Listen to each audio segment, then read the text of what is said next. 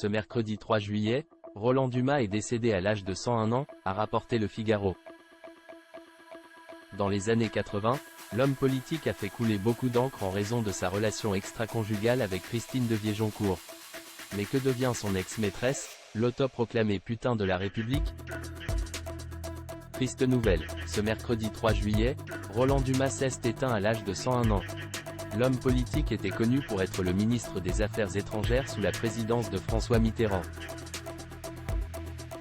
Le mari d'Anne-Marie Lillet a d'ailleurs fait couler beaucoup d'encre dans les médias en raison de plusieurs affaires judiciaires et de sa longue liaison avec Christine de Viéjoncourt dans les années 80. L'ancien président du Conseil constitutionnel croise la route de cette femme, en 1986, juste avant les élections législatives, grâce à la mère de ses enfants. Durant près de 7 ans, ce dernier entretient une relation extra-conjugale avec cette dernière. Une histoire révélée au grand jour lorsqu'en 1994, l'affaire Elf éclate.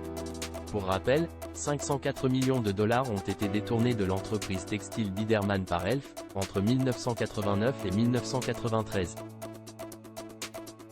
Christine de Viéjoncourt est alors impliquée dans le scandale puisqu'elle a reçu des commissions de l'entreprise pétrolière Elf Aquitaine pour obtenir de Roland Dumas, alors ministre, l'autorisation de vendre des frégates militaires à Taïwan.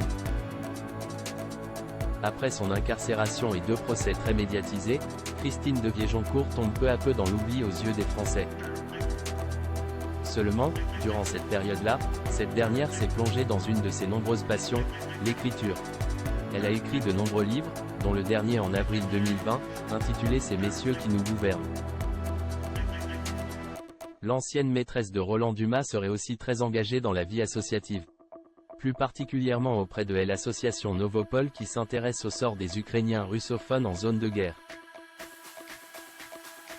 Depuis 2022, sur Telegram, Christine de Viéjoncourt publie des contenus complotistes, de messages de canon et de propagande russe, rapporte Libération.